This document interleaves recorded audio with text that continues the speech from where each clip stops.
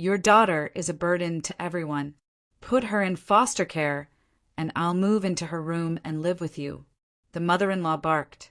My husband only nodded in agreement. It'll be better for everyone this way. After those words, there was no stopping me. I tore into them with everything I had. Marina never considered herself a submissive woman. At 34, she had built a successful real estate agency from scratch, was raising her 11-year-old daughter Katie, and could put people in their place with a single glance. Clients respected her, competitors feared her, and subordinates knew better than to argue with Marina. So when her mother-in-law, Valentina Thompson, first tried to tell her the proper way to braid Katie's hair, Marina calmly but firmly explained the boundaries of interference in raising her daughter. Her mother-in-law backed off, but something unpleasant flickered in her eyes. Marina had married Dennis 2 years ago. 6 years had passed since her divorce from her first husband, and she hadn't planned to tie herself to marriage again. But Dennis proved persistent, patient, and seemed to genuinely love not only her but Katie as well. The girl accepted her stepfather, though she remained somewhat guarded. Valentina Thompson appeared in their lives immediately after the wedding. Until then, she had lived in another city with her older son, but suddenly decided to move closer to her younger one. She rented an apartment in the neighboring building and began actively participating in the newlyweds' family life. From the very first days, Marina sensed something wrong. Her mother-in-law looked at Katie as an obstacle, though she never said so out loud. Instead, she constantly inquired about the family's finances, asked about Marina's income, and examined property documents that lay in the credenza. "Denny, why is the apartment registered only in Marina's name?" she asked one evening at dinner. "You live here now, too." "Mom, that's none of your business," Dennis replied. But Marina noticed how he turned red. Her mother-in-law quickly changed the subject, but Marina remembered that moment. In her work, the ability to read people was a vital skill, and Valentina Thompson was clearly hiding something. The next warning bell rang a month later. Marina was returning from work and saw her mother-in-law leaving the building with some papers in her hands. The woman panicked upon seeing her daughter-in-law and hastily shoved the documents into her bag. "Valentina, what are you doing here?" "Oh, just visiting my neighbor Tamara Peterson. She's selling her one bedroom on the second floor. We were discussing it." The lie was obvious. Tamara Peterson had moved to her children's place 6 months ago and sold her apartment through Marina's agency. But her mother-in-law couldn't have known that. At home, Marina decided to check information about sales in their building. What she discovered made her frown. In the last 6 months, 4 apartments in the 9-story building had changed owners. All buyers were elderly people who completed transactions through the same notary. Too many coincidences. Marina called an acquaintance at the county recorder's office. "Alex, can you look up the buyers of apartments in our building? I'll send you the addresses." An hour later, a response came that made Marina's chest go cold. All 4 apartments were registered to shell persons, but the real buyer was one Valentina Thompson. Her mother-in-law was secretly buying up property in their building. But why? The answer came the next day when Marina accidentally overheard a neighbor's conversation with the property management company. "No, we're categorically against changing the management company," Anna from apartment 5 shouted into the phone. "What Thompson? We've never seen her." Everything fell into place. Valentina Thompson was buying apartments to gain more votes at the Homeowners Association meeting and become the building manager. The position promised decent income from services plus opportunities for various schemes. But why this particular building? Marina had lived there for 10 years and knew all the neighbors. The building was well located downtown near the metro station. Expensive apartments. A good business opportunity. That evening, Marina decided to talk to her husband.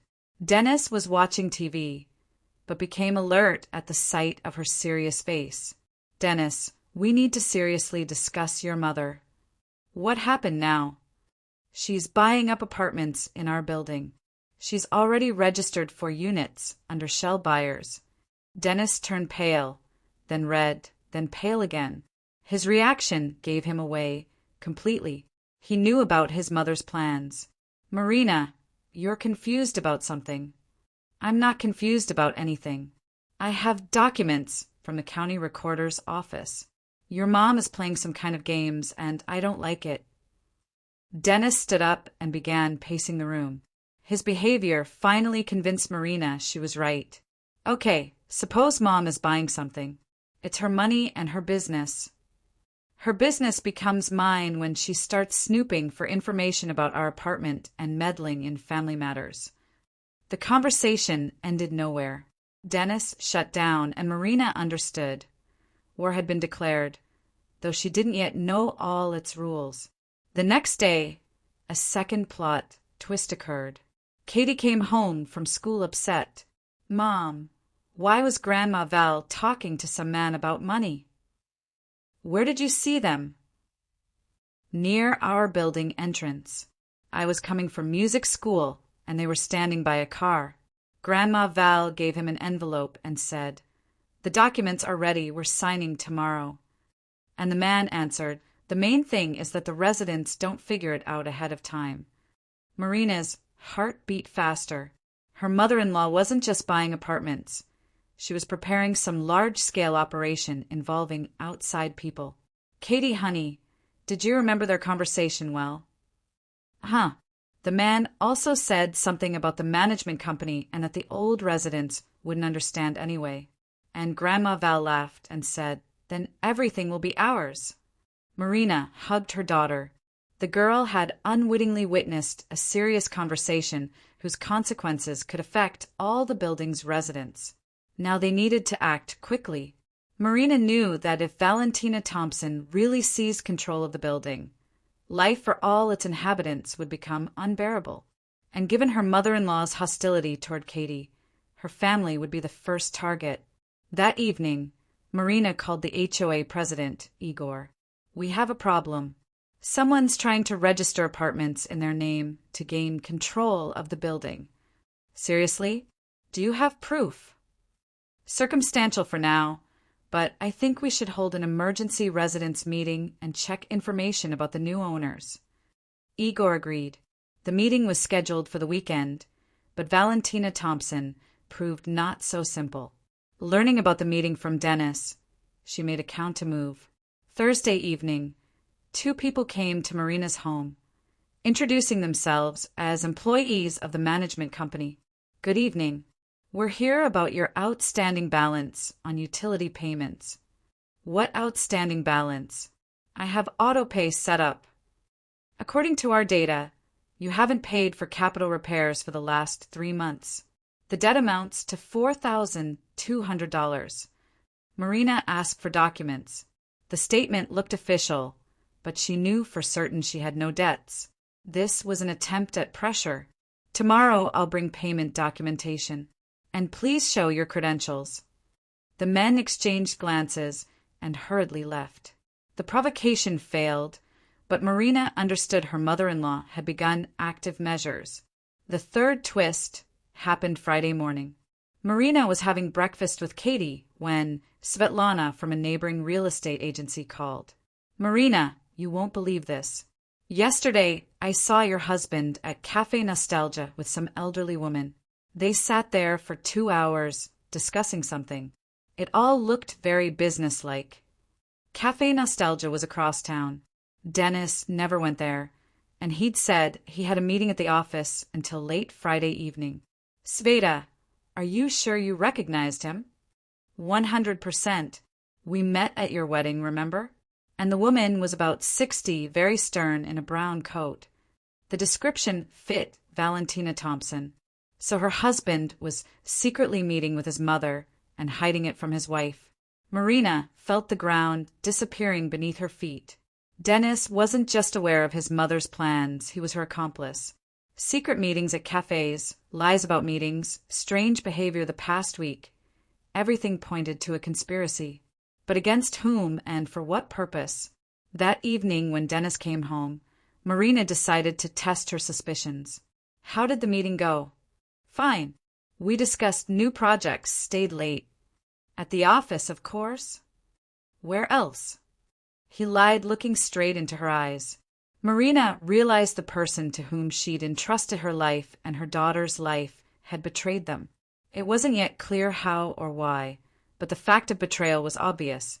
That night, when her husband fell asleep, Marina went out on the balcony and tried to collect her thoughts. Her mother-in-law was buying up apartments in their building, planning to seize management. Dennis was in the loop and helping his mother while hiding it from his wife. Some complex intrigue was being woven against her, the goal of which remained a mystery for now. But Marina Kravchenko wasn't the type to surrender without a fight. Throughout her life, she'd been through divorce, financial difficulties, and business competition. She'd learned to fight and win. Now she faced a new battle, and she intended to win it at any cost, especially when it came to Katie's safety. Her daughter was sacred to her, and she wouldn't allow anyone, not her mother-in-law, not even her husband, to harm the girl. Marina went into sleeping Katie's room, straightened the blanket, and quietly promised, "Don't worry, sunshine. Mom will protect you from everyone and everything. Tomorrow the real war begins." And Marina was ready for it. The residents' meeting took place Sunday in the building's basement. About 20 people showed up, almost all the active neighbors. Marina had prepared documents from the county recorder's office, but what happened next exceeded all her expectations. Igor had just begun talking about the suspicious apartment purchases when Valentina Thompson descended into the basement. She wasn't alone. 3 men in strict suits accompanied her. "Good afternoon, dear residents. Allow me to introduce myself, Valentina Thompson, the new manager of your building." Noise erupted in the room. People exchanged glances, not understanding what was happening. "Excuse me, but we didn't hold a vote on changing management companies," Anna protested. "The vote took place the day before yesterday. The majority of owners voted to transfer management to my company. Here's the protocol." One of the men in suits unfolded an official-looking document. Marina quickly scanned the list of signatures. She didn't recognize most of the names. "These are the new owners who bought the apartments," guessed a neighbor from the 7th floor. "Exactly right. They have full voting rights equal to everyone else. Democracy, you know." Valentina Thompson smiled, but malicious sparks danced in her eyes. The plan had succeeded. She had legally seized control of the building. And now allow me to announce some innovations. Starting the 1st of the month, service rates for common areas are doubling. A fee for elevator use is being introduced. Parking in the courtyard becomes paid. The residents protested, but legally Valentina Thompson was right. Marina understood this was only the beginning. Her mother-in-law planned to squeeze maximum money from the building and force uncooperative residents to move out. After the meeting, Marina stayed behind to talk with Igor. "What do we do now?" "We can contest the decision in court, but it's long and expensive, and she has all her documents in order." "So she won for now?" "Yes, but Marina, be careful. This woman clearly has something against you. It's no accident she started buying apartments in your building specifically." Marina returned home in a depressed mood. Valentina Thompson hadn't just seized management. She'd gained leverage over all the residents, including Marina's family. Dennis met her with a guilty look. "Marina, I didn't know Mom would go this far. Don't lie to me. You knew everything and helped her." She promised she just wanted to earn some money for management, said it would benefit everyone. Marina looked at her husband with contempt. He was a weakling, ready to justify any of his mother's actions. On Monday at work, Marina tried to concentrate on business, but her thoughts constantly returned to family problems. Around noon, her secretary called. "Marina, a doctor from the psychiatric clinic is here to see you. Says a commission has been appointed." "What commission?" "I didn't call anyone." A middle-aged man in a white coat entered the office. "Ms. Marina Kravchenko? I'm Dr. Savelyev from Korsakov Clinic." A complaint has been filed about your inappropriate behavior and threats to neighbors. What nonsense. What threats? The doctor pulled out a folder of documents. According to a statement filed by the building manager, you threatened physical violence against residents who disagree with your demands. There's also a report from the district psychiatrist about suspected mental disorder. Marina skimmed through the papers. The statement was signed by Valentina Thompson. The report was issued by a doctor Marina had never seen. This is a forgery. I demand an examination of the documents. Calm down. We'll just conduct an interview and testing. If you're healthy, there's nothing to fear. But Marina knew that in psychiatry, any diagnosis could be contrived if someone really wanted to, especially when there were interested parties. I have the right to have an attorney present. Of course, but refusal of examination can be interpreted as confirmation of diagnosis. A trap. If she agreed, they could assign any diagnosis. If she refused, that would also count against her. Marina called her lawyer friend Michael. He arrived in half an hour and carefully studied the documents. The report is fake. The doctor's handwriting doesn't match samples from the medical database. The statement has legal errors. This is amateur work. So I don't need to worry? You can relax, but caution won't hurt. Someone really wants to have you declared incompetent. Dr. Savelyev turned out to be a decent person. After studying the lawyer's objections, he agreed to conduct an independent examination of the documents. If the report is fake, we'll close the case. Falsifying medical documents is a criminal offense. A week later, the examination confirmed the suspicions. The report had been manufactured crudely. The doctor's signature was forged. Dr. Savelyev apologized and reported that materials had been transferred to the police. But Marina understood this was only the first attempt. Valentina Thompson wouldn't stop. That same evening, the fifth plot twist occurred. Marina was sorting through mail when she came across a strange letter. Inside lay a copy of Dennis's company founding documents. What she saw made her sit down in amazement.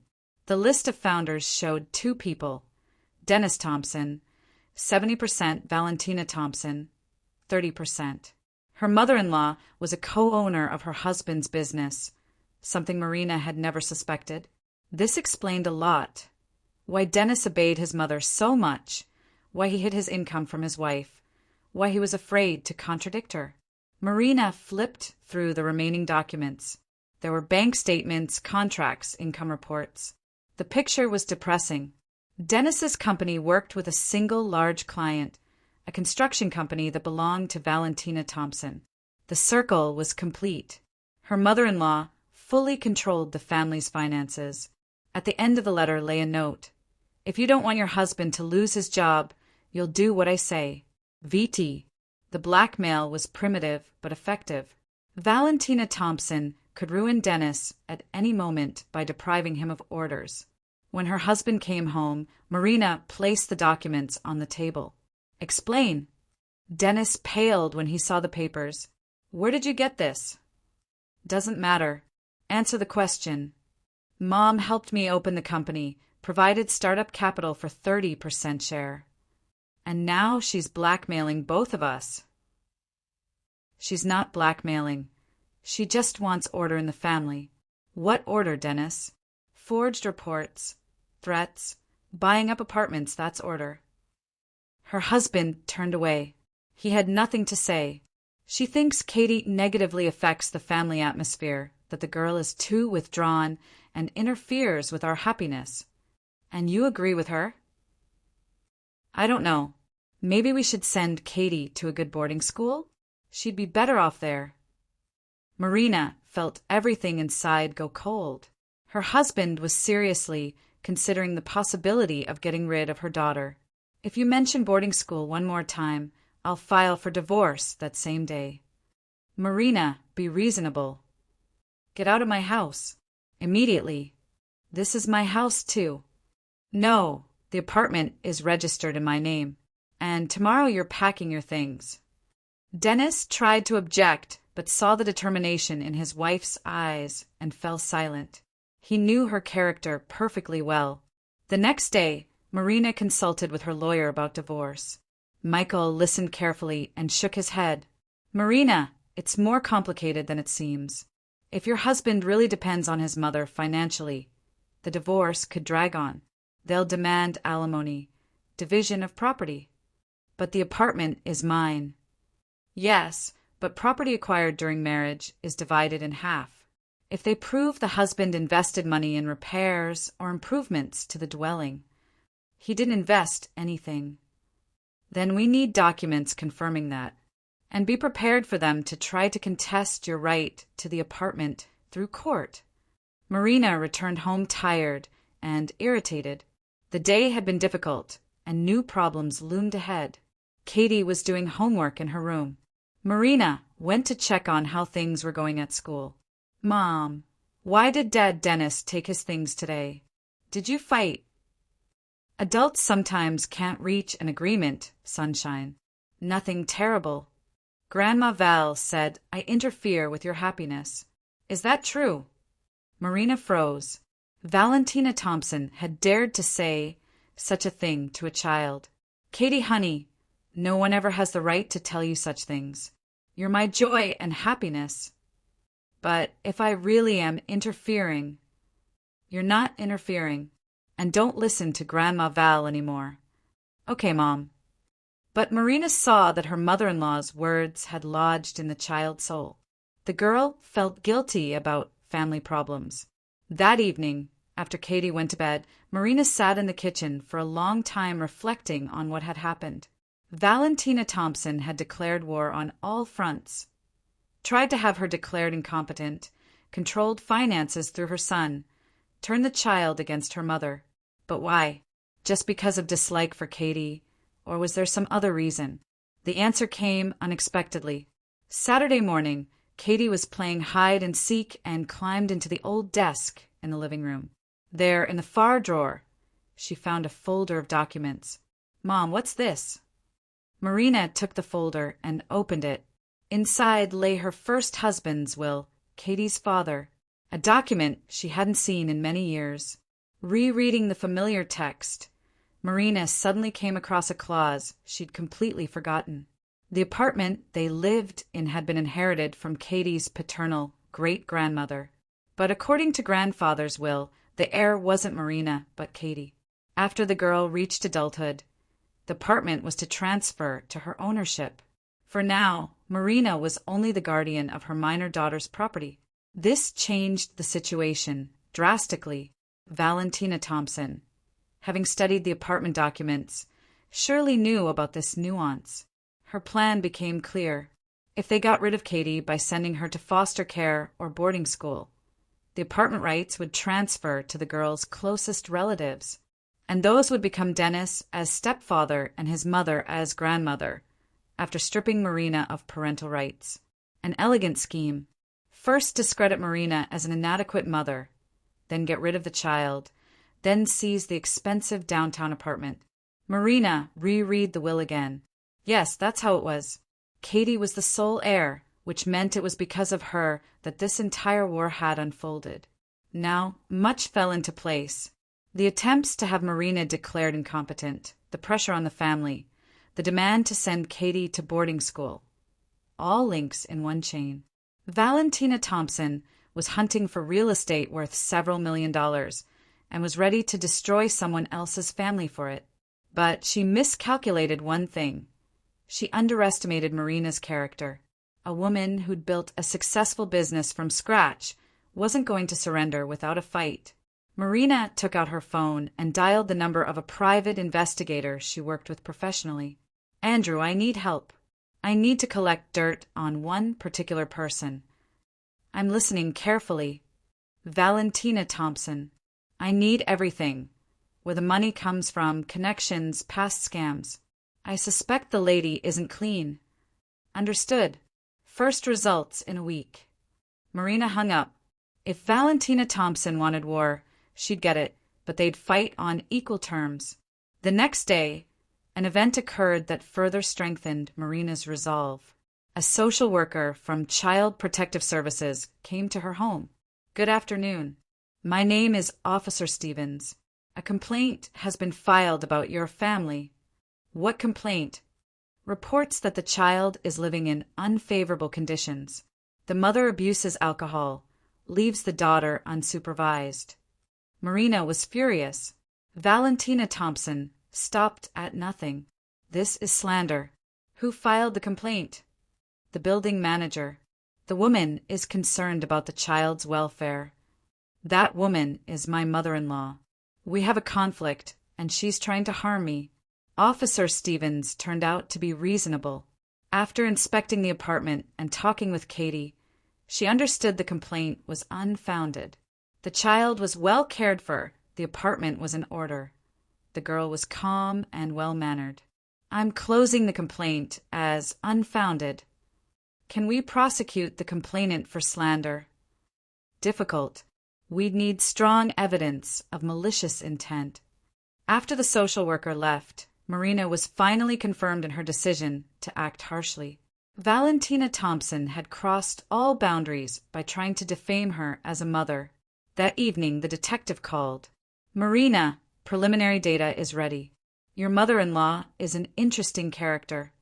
Tell me. For the last 15 years, she's lived exclusively on income from fraud, real estate scams, shell companies, tax evasion. In 3 cities, cases were brought against her, but she escaped responsibility each time. Do you have documents? Copies for now, originals in a week. But even now, there's enough material to interest the prosecutor's office. Excellent. Keep digging. Marina hung up with satisfaction. Finally, she had leverage against her mother-in-law. But Valentina Thompson wasn't backing down. Monday morning, Marina was called to the IRS for an unscheduled audit. Ms. Kravchenko, a tip was received about your agency concealing income. From whom? Anonymous, but the information is detailed and specific. The audit lasted 3 days. Marina had to provide all documents, explain every transaction, prove the legality of her income. Fortunately, her accounting was in perfect order. They found no violations and closed the audit, but it was another attempt at pressure. Valentina Thompson was using every possible lever. Meanwhile, the detective continued gathering materials. 2 weeks later, the picture became clearer. Your mother-in-law is a professional con artist specializing in seizing real estate through shell buyers. She has more than 20 apartments in different cities in her portfolio. How does she manage it?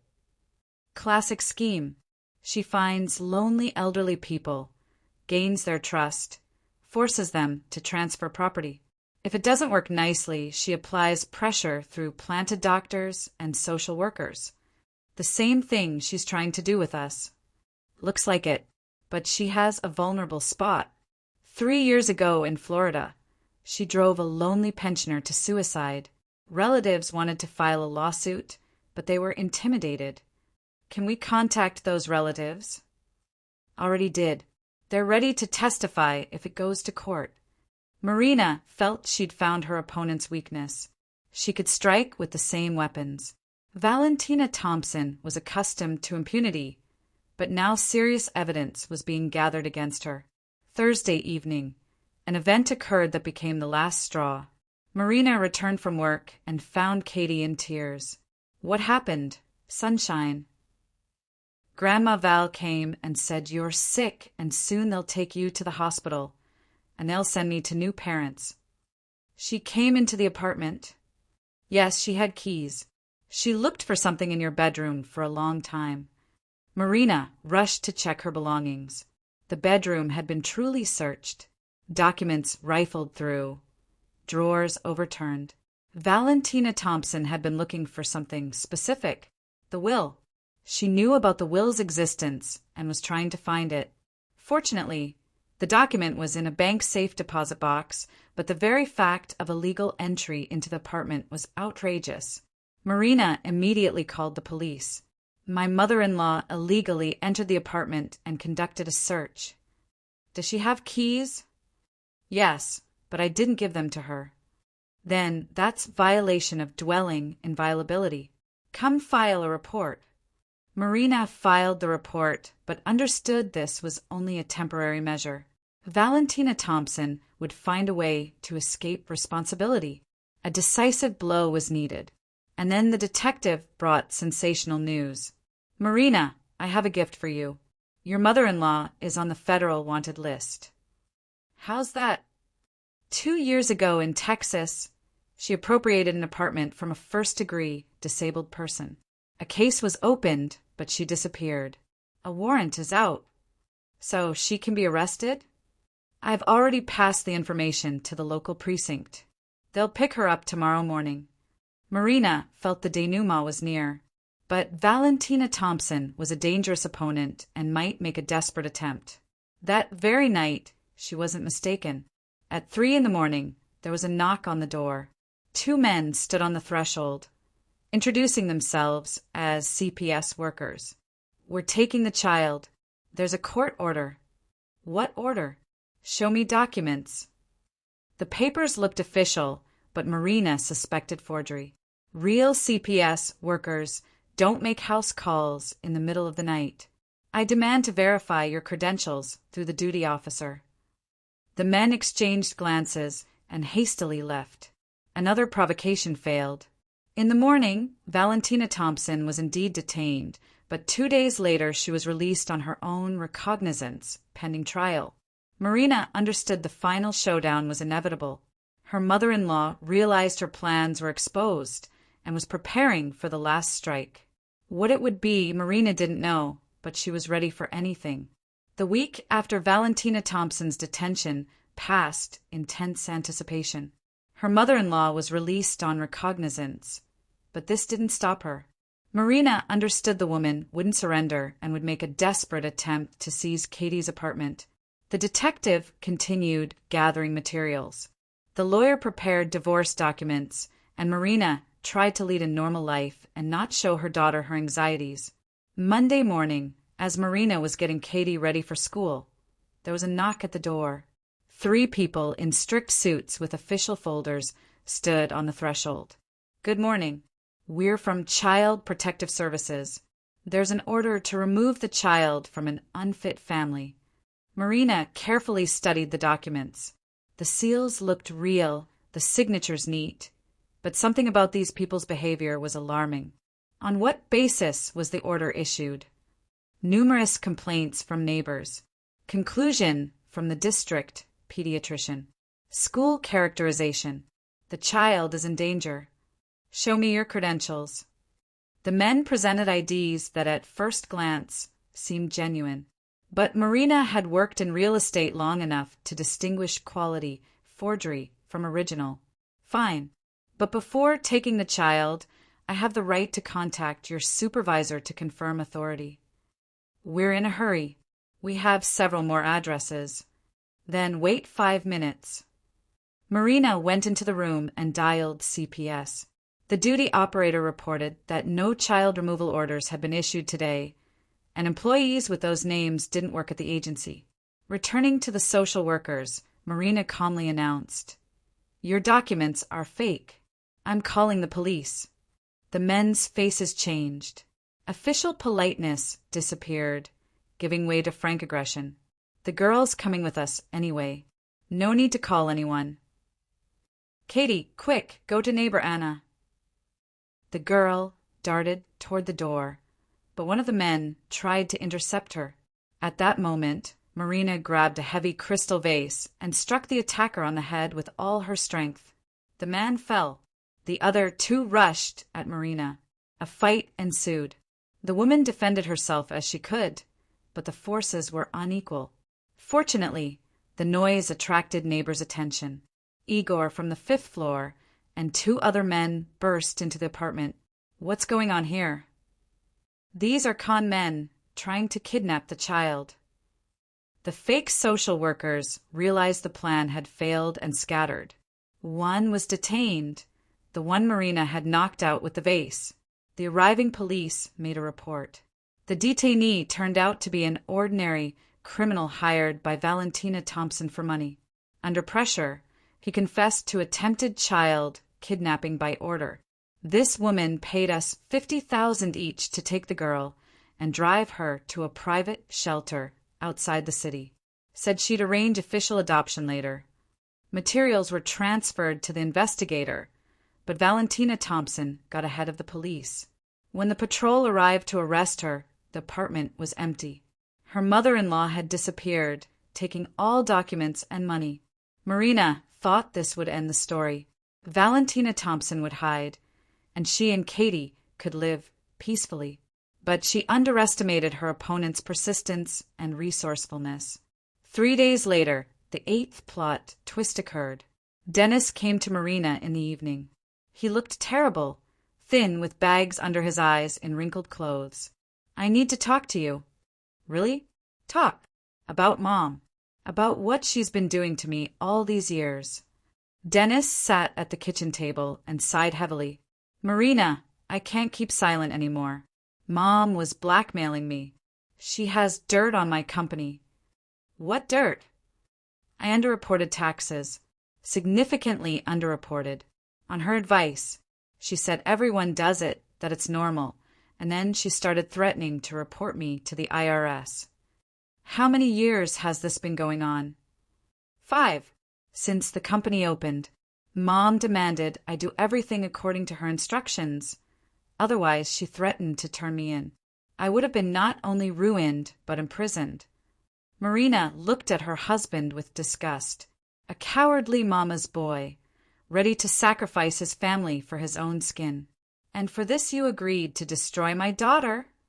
"I didn't want to, but Mom said if I didn't support her, she'd tell you about the taxes and file with the prosecutor's office. I'd lose everything: business, reputation, freedom." "So better to lose your family?" "I thought I'd find a way to protect both you and Katie, but Mom turned out stronger." Dennis pulled a flash drive from his pocket. "Here are recordings of our conversations. Mom was used to controlling everything and recorded our conversations for insurance. Didn't know I was also recording on a voice recorder." Marina inserted the flash drive into her laptop.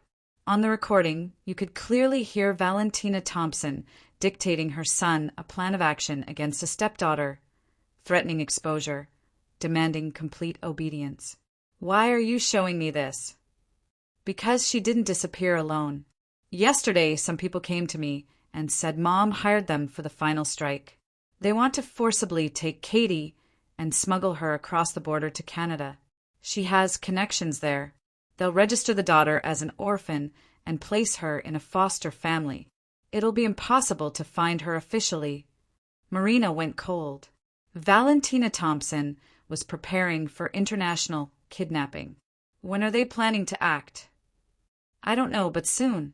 Mom's in a big hurry, afraid they'll catch her." "Where are they now?" "Renting a house in the suburbs. Don't know the address, but I can try to find out." Marina grabbed her phone and called the investigator. He listened to the information and promised to take measures. "We'll issue a federal warrant, but until we find her, the child is in danger." "What should I do?" "Increase security. Don't leave the girl alone for a minute." The next days passed in tense waiting. Marina didn't take Katie to school and requested time off from work. Male neighbors took shifts on guard duty, and additional locks were installed on the door. But Valentina Thompson wasn't rushing. She was waiting, studying the new security measures, preparing the perfect plan. The blow came from an unexpected direction. Saturday morning, Officer Stevens came to Marina. "I have bad news for you. A court order has been issued restricting your parental rights." "On what grounds?" "Psychiatric evaluation conclusion. You've been declared partially incompetent and unable to provide proper care for the child." Marina read the document. The evaluation had been conducted in absentia based on forged reports and testimony from fake witnesses. But the court seal looked genuine. "This is a forgery." "Possibly. But until the document is officially canceled, I'm obligated to execute the order. The child is being transferred to a guardian." "What guardian?" the paternal grandmother, Valentina Thompson. At that moment, there was a knock at the door. Valentina Thompson herself stood on the threshold, accompanied by 2 bodyguards. "Hello, Marina. How are things? I've come to collect my granddaughter." Her mother-in-law looked triumphant. She was confident of victory, carried herself like a queen entering possession of new lands. "You're wanted." Marina shouted. "You're mistaken. All charges have been dropped. The misunderstanding is resolved." Valentina Thompson handed Officer Stevens some papers. Stevens studied the documents and shrugged. "Indeed, the case is closed for lack of evidence." "How is that possible?" The witness recanted testimony, said he falsely accused the suspect. Marina understood. The criminal who confessed to attempted kidnapping had been either bribed or intimidated. Valentina Thompson had escaped responsibility again.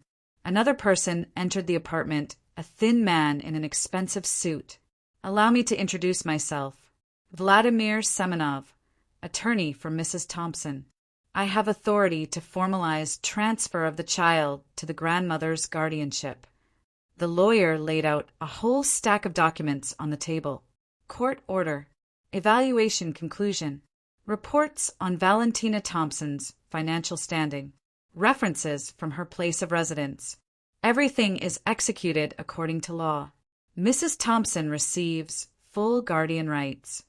"These are forgeries," Marina protested. "Do you have proof? If not, please don't interfere with execution of the court decision." Marina paced the apartment like a cornered animal. A whole team was playing against her. Lawyer, bought evaluation, corrupt court. And she only had words. Katie peeked out from her room, not understanding what was happening. The girl sensed danger, but couldn't comprehend it. "Mom, what do these people want?" "Nothing, sunshine. Everything will be fine." But Marina understood that if she didn't take decisive action, she'd lose her daughter forever. Then Dennis emerged from the bedroom. In the week of separation, he'd become even more haggard, but determination appeared in his eyes. "Mom, enough. I won't help you anymore." "Denny, what are you saying?" Valentina Thompson was surprised. "What I think? You've driven me to the breaking point with your intrigues. Nearly landed me in prison. I was protecting you. You were using me. And now you want to destroy an innocent child for money." Dennis pulled out a voice recorder and turned on the recording. His mother-in-law's voice came from the speaker. "If this girl interferes with our plans, we need to get rid of her by any means necessary. In foster care, she won't bother anyone, and the apartment will be ours." The lawyer's face changed. He realized his client's secret plans were exposed. "Mr. Semenov, this is manipulation. Don't listen to him." But Dennis turned on the next recording. "Dennis, if you don't obey me, I'll turn you in to the IRS. You know what you're facing. And let that Marina go crazy in the psych ward. I've already arranged with the right people." Officer Stevens listened attentively to the recordings. Her face reflected surprise and indignation. "Mrs. Thompson, explain what this means." "My son has lost his mind. He made it all up." That's your voice on the recording. And the conversation clearly didn't happen yesterday. Valentina Thompson realized her plan was collapsing. The mask of the kind grandmother slipped off, revealing her true face. "Fine, I'll speak plainly." She turned to Marina, and undisguised malice flashed in her eyes. "Your daughter is a burden to everyone. Put her in foster care, and I'll move into her room and live with you," the mother-in-law snarled. Dennis lowered his head and nodded in agreement. "It'll be better for everyone this way." After those words, there was no stopping Marina. Years of humiliation, threats, attempts to break her family poured out in one powerful wave of fury. Marina grabbed Valentina Thompson by the shoulders and shook her with all her strength. "Get out of my house. Immediately. You don't dare touch me." "Oh, yes, I do." Marina turned to the bodyguards. And you get out too, or I'm calling the police for illegal entry." The men exchanged glances. They were paid for security, not for participating in family showdowns. "We're leaving. Sort it out yourselves." The lawyer hastily collected documents. "Mr. Semenov, don't you dare leave." Valentina Thompson shouted, "Sorry, but after hearing those recordings, I'm withdrawing as counsel. Don't want to be involved in criminal cases." The lawyer hurried out, leaving the mother-in-law alone with her enraged daughter-in-law. "Dennis, protect your mother." But her son turned away from her. "Mom, you brought this on yourself. I won't be your accomplice anymore." Valentina Thompson understood there were no allies left. All her trump cards were beaten. Plans destroyed. "Fine. I'm retreating temporarily. But this isn't the end." "This is exactly the end," Marina said firmly. "I'm suing you for slander, blackmail, attempted kidnapping. They'll put you away for good. I have connections. And I have recordings of your confessions and witness testimony. We'll see whose connections are stronger." Her mother-in-law tried to preserve the remnants of dignity. "See you in court, Marina. Then we'll find out who beats whom." "Absolutely, we'll see each other." Valentina Thompson left the apartment, slamming the door loudly. Marina watched her go and turned to her husband. "Now it's your turn. Pack your things and get out." "Marina, let's discuss everything." "There's nothing to discuss. You chose your mother's side. Live with that choice." "But I confessed everything. Gave you the recordings." "Too late. You betrayed Katie and me, and I won't forgive you for that." Dennis tried to object, but saw the inflexibility in his wife's eyes. An hour later, he packed his things and left. Officer Stevens carefully studied the voice recorder recordings. "Ms. Kravchenko, these are serious evidence. I'll transfer the material to the investigator.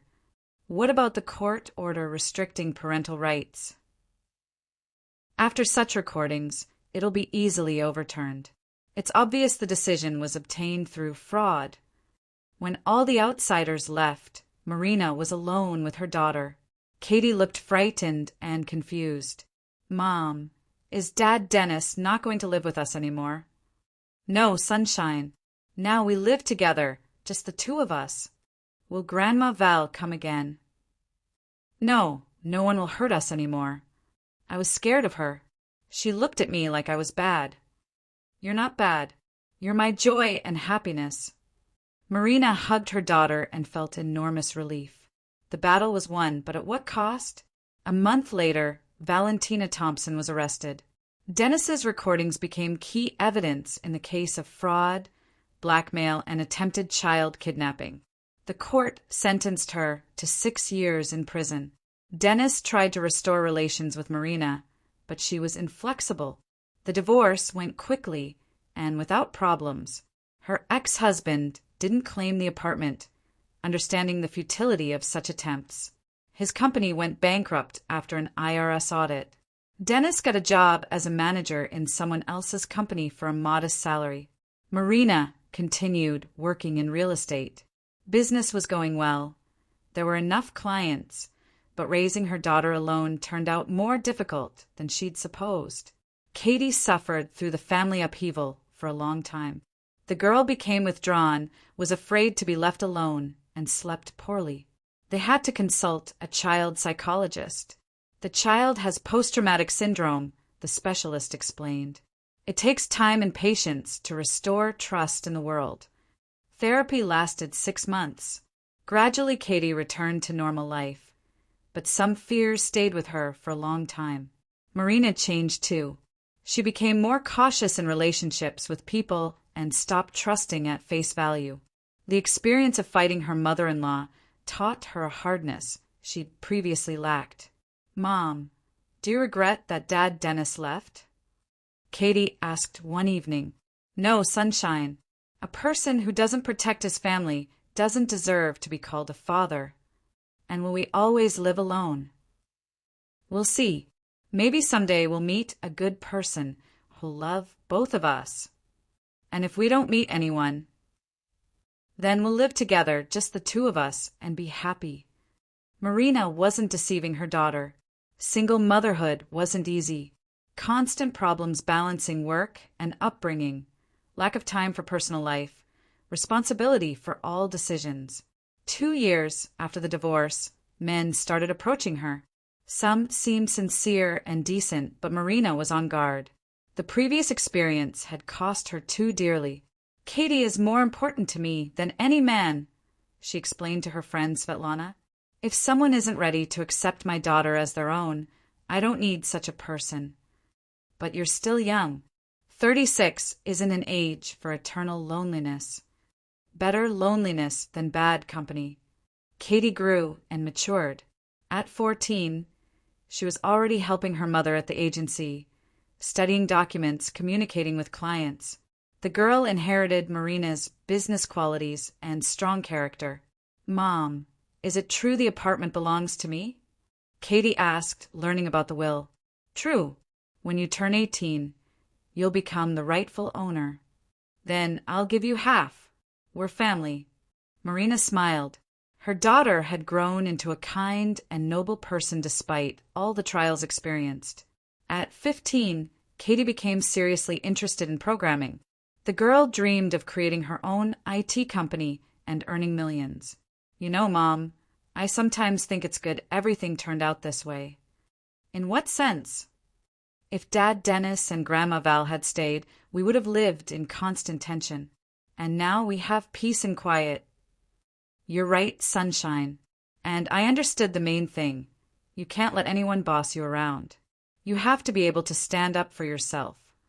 That's the right thought. When Katie turned 16, Valentina Thompson was released from prison. She tried to contact her granddaughter through social media, wrote letters and called. Marina was ready for such a development. She and Katie had discussed the line of behavior in advance. "If Grandma Val tries to contact you, tell me immediately." "Okay, Mom." The meeting didn't happen. Valentina Thompson quickly understood her granddaughter hadn't forgiven her and didn't want to communicate. Attempts at pressure through court also failed. She no longer had levers of influence. At 17, Katie entered a prestigious technical university on a scholarship.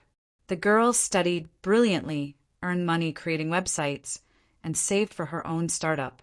"Mom, I want to change my last name," she announced one day. "To what?" "To your maiden name. I don't want to bear the name of a father who betrayed us." "Think carefully. It's a serious decision." "I've already thought about it. I want to be called Kravchenko like you." Marina was touched by her daughter's decision. The girl truly considered her not only a mother, but also her best friend. At 18, Katie received rights to the apartment and immediately re-registered half the share to her mother. "We're partners," she said, "in everything." By that time, the young woman had already created a small IT company with 2 friends and was receiving her first serious orders. The future looked promising. Marina, at 40, remained single, but didn't feel unhappy. She had a beloved daughter, successful business, and loyal friends. Her personal life wasn't working out, but that didn't seem like a tragedy. "You know, Katie, sometimes I think, what would have happened if I'd given in to Grandma Val back then? You wouldn't be yourself, and I wouldn't have become the person I became." "You think everything turned out for the best?" "Absolutely. We went through trials and became stronger." A year later, Katie met a young programmer from her university. The guy turned out decent and serious. Her mother approved of her daughter's choice. "The main thing is that he respects and values you," Marina said. "He respects me, and respects my mom too. Then everything's right." At 20, Katie got married. The wedding was modest but warm. Dennis asked to come, but his daughter refused to even hear about him. He made his choice 8 years ago. Now, let him live with the consequences. Marina didn't object. Betrayal isn't forgotten or forgiven. The young couple settled in a neighboring district, but often visited Marina. Katie gave birth to twins, a boy and a girl. Marina became a grandmother at 42, and understood that life could bring not only trials but real gifts. The grandchildren adored Grandma Marina. She told them stories, taught them to draw, and took them to the country house. Katie watched her mother and smiled. "Mom, you're so happy with the children. It's a shame you didn't have more of your own." "I have you and now grandchildren too. That's enough for happiness." "What about personal life?" I thought about it for a long time and realized happiness isn't necessarily being with someone. What's important is being with those who value and love you." "You mean us?" "I mean family that we created. A real family based on love and mutual respect." Katie hugged her mother. Between them, there was no unspoken tension or resentments. They'd gone through difficult trials and become closer to each other. "Mom, did you ever regret treating Dad Dennis so harshly?" "No. He showed his true face at a critical moment, betrayed us for his own benefit." "What if he'd apologized, asked forgiveness?" "Some actions can't be forgiven, especially when it concerns a child's safety." "I understand." "Katie, honey, remember the main thing. Never let anyone humiliate you or your children. Better to remain alone than to endure humiliation." "I'll remember, Mom." Several years later, Marina heard rumors that Valentina Thompson had become seriously ill. The woman lived alone in a communal apartment. There was no money, and prison had ruined her health. Katie suggested her mother visit her former mother-in-law. "Maybe we should forget old grievances? After all, she's an elderly person." "Sunshine, I understand your kindness, but this woman tried to destroy our lives. Wanted to send you to foster care for money. But she's sick. Illness doesn't justify cruelty. There are people who don't deserve forgiveness." Marina didn't go to Valentina Thompson. A month later, news came of her death. No one went to the funeral either. "Don't you feel sorry?" Katie asked. "No. She chose her own path." Dennis also tried to restore relations with his daughter. He came to the building where she worked, called, and wrote letters, but Katie was inflexible. "I don't need a father who didn't protect me in childhood." But he confessed everything helped us. Too late. When he needed to protect, he was silent. Marina supported her daughter's decision. In her understanding, fatherhood isn't a biological connection, but a constant readiness to protect and support a child. By 50, Marina had become a successful businesswoman with solid capital. The real estate agency flourished. She had several offices in different city districts. Katie was developing her IT company and was already considered one of the most promising young entrepreneurs in the city. The family lived in prosperity and harmony. Mom, sometimes I think, what would have happened if we hadn't held out back then? There wouldn't be us. There wouldn't be this life we built. Scary to imagine. That's why we shouldn't imagine it. We made the right choice. One day, a middle-aged man came to Marina's office and introduced himself as a doctor from a private clinic. "My name is Dr. Andre. I wanted to apologize to you." "For what?" "Many years ago, I wrote out a fake report about your mental state. Your mother-in-law ordered it." Marina looked attentively at the visitor. She remembered that story with the attempt to have her declared incompetent. "Why did you come?" "The statute of limitations has passed. My conscience torments me. Back then, I needed money for my son's treatment, but now I understand you can't break other people's lives for money." "What will change from your apology?" "Nothing. But I wanted you to know, not all doctors are for sale. Many of us honestly do our work." Marina nodded. She held no grudge against this person. In the end, the main thing was that the deception had been exposed back then. "I forgive you, but henceforth remember, money isn't worth human dignity." "I remember, and I'll never agree to such a thing again." The doctor left, and Marina thought about how many people had fallen into the orbit of Valentina Thompson's intrigues. Her mother-in-law destroyed lives left and right, using others' weaknesses and needs. That evening at home over dinner, Marina told about this visit. Strange that he came to apologize after so many years, Katie noted. Conscience is a complicated thing. Maybe he really suffered all these years. And did you forgive him? I forgave him. He was a pawn in someone else's game. Would you have forgiven Grandma Val? Marina thought. Her daughter had asked this question more than once. No, because she wasn't a pawn. She was playing herself. And her goal was one, to destroy our family for money. Understood. At 52, Marina met an interesting man. Vladimir was a widower and an architect. He had an adult daughter. He didn't claim the role of family head. Didn't try to raise the grandchildren. He was just there. Mom, I like him, Katie said after meeting him. He respects you. Yes, that's the main thing. Will you live with him? We'll see. I'm not rushing into serious decisions anymore. Vladimir proved patient. He understood Marina had difficult experience behind her and didn't rush events. They dated for 2 years before deciding to marry. The wedding took place when Marina turned 54. The celebration was intimate, only the closest people. Finally, you have a family, Katie rejoiced. I always had a family. You, the grandchildren. Now it's just gotten bigger. Vladimir turned out to be exactly the man Marina had been looking for all her life. He supported her in everything, loved the grandchildren as his own, and respected his wife's independence. You know, I sometimes think it's good things didn't work out with Dennis, Marina confessed to her husband. Why? If they had, I would never have met you. Every person comes into our lives at their own time. Wise words. By 60, Marina had become a great-grandmother. Katie had another child, and her older children also started families.